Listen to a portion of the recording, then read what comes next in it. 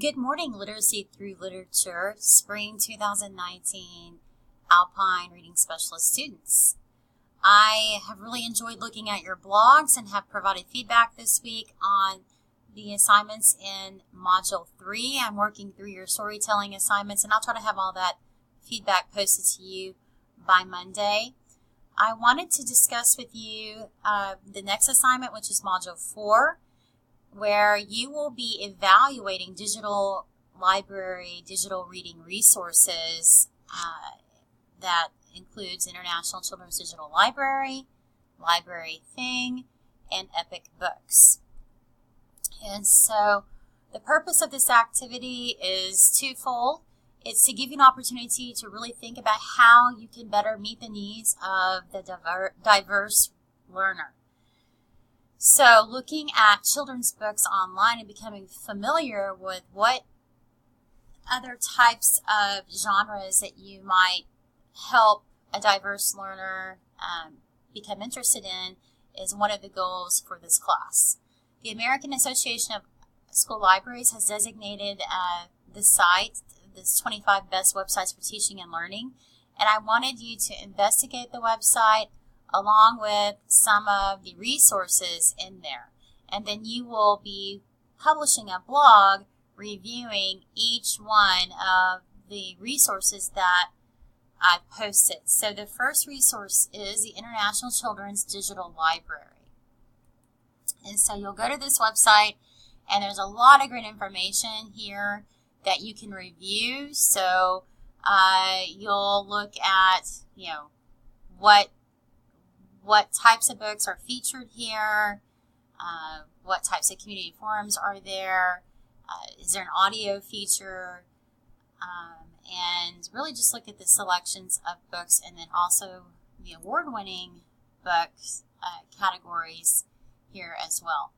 So I want you to spend some time looking at that and evaluating that resource using some of the information in your critique that's listed here. So what is your impression of the site? Did you find the site easy or difficult to use? What are your thoughts concerning the value of this site as a parent, as a teacher, as a librarian? What are your favorite or least favorite things about the site? What are your ideas on how you might use this site in your classroom? And it's okay if you wouldn't consider using it. You'll just tell me why or tell the reader why. And then any additional thoughts about the site. So you will, on your blog post, you are reviewing the International Children's Library. And then Library Thing is a resource where I've asked you to create a collection of 25 books and to tag those.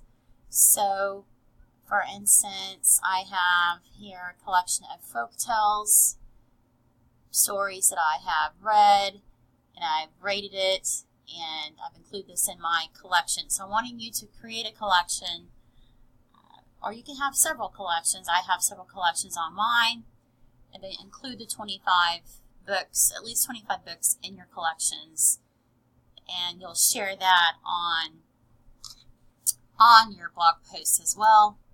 And then Epic Books is our last resource, and if you look under educators, you should be able to sign up for free to evaluate this resource.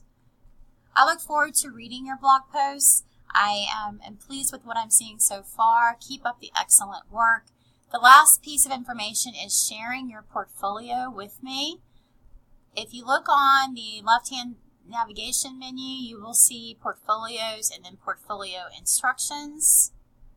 I'm wanting you to, if you are new and this is your first course in the Reading Specialist program, or you're taking this as an elective, you haven't created a Blackboard portfolio.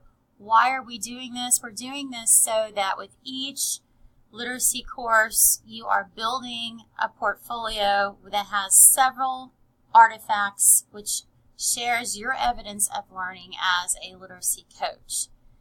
If you're earning a degree with us, at the end of your time at Sul Ross, you will be able to find all of these artifacts from all of your courses, all of the core courses that you can use for your final practicum portfolio and then your portfolio defense.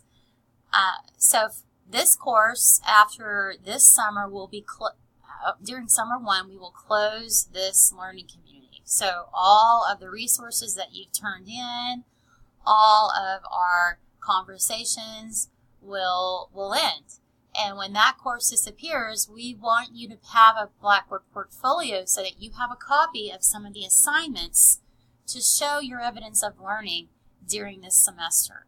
So the purpose of the portfolio is to have you build a collection of evidence from all of your courses. You can create a portfolio for each reading specialist class and have several portfolios, or you can continue building and put everything in one portfolio. That is up to you as a reading specialist, students. But however you do it, there are certain artifacts from this class that must be included in your portfolio.